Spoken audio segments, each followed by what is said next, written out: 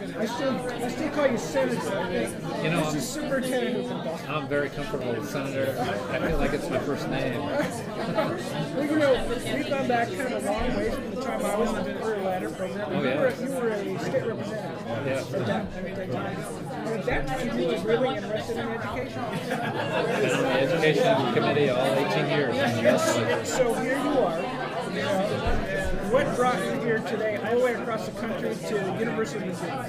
Well, we know that principals and leadership is critically important.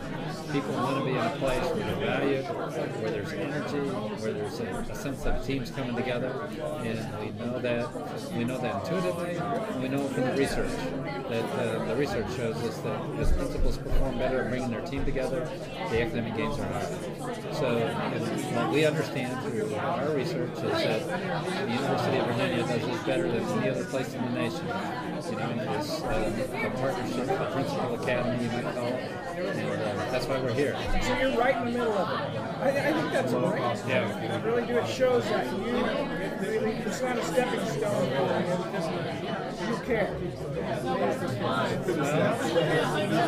you know, I feel I mean, this has always been where I'm at. I want to have the best schools in the world in Arizona, and I feel confident that we can get there. So Alec Horniman talked tonight. He said one of his questions was, what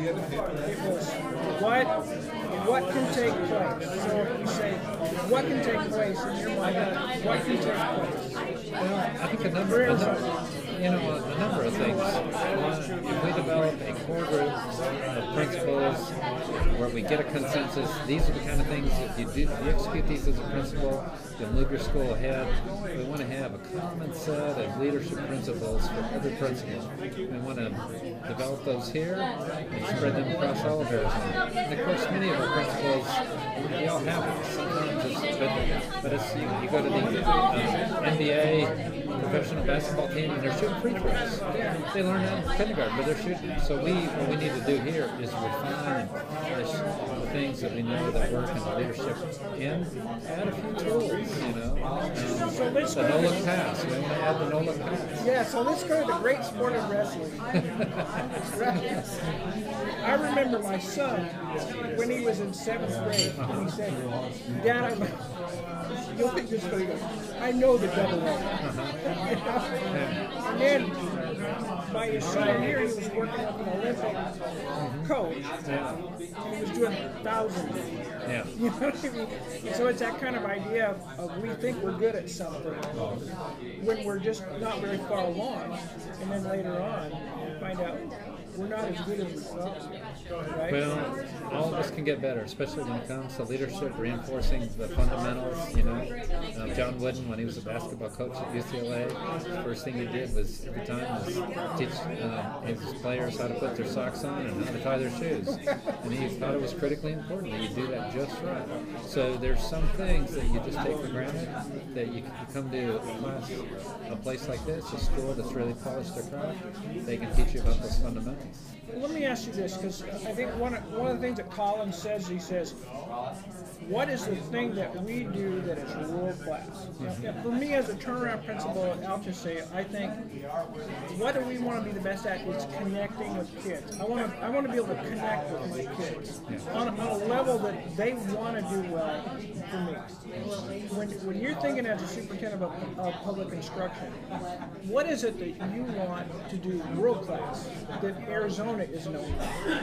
Well, I want to make sure that we're locating the very best school districts and the very best schools, and we're acknowledging those principals, those teachers, those superintendents for being the rock stars so that they get energized. Because a lot of times when you do great work and you don't get energized, you don't get acknowledged, and you do it time after time, then it wears down. And you don't. So we want to make sure that we're acknowledging our great superintendents, our great school boards, our great principals, and our great teachers.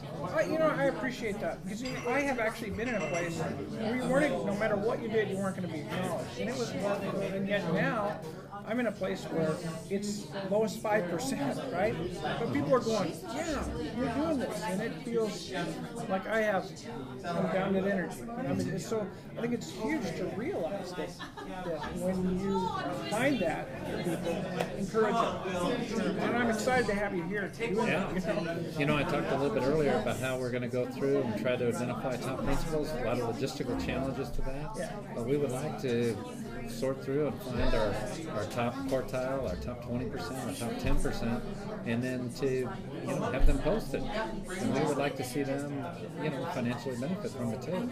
And we, Well, that would be nice, but it's also just great to be appreciated and have success. Oh yeah.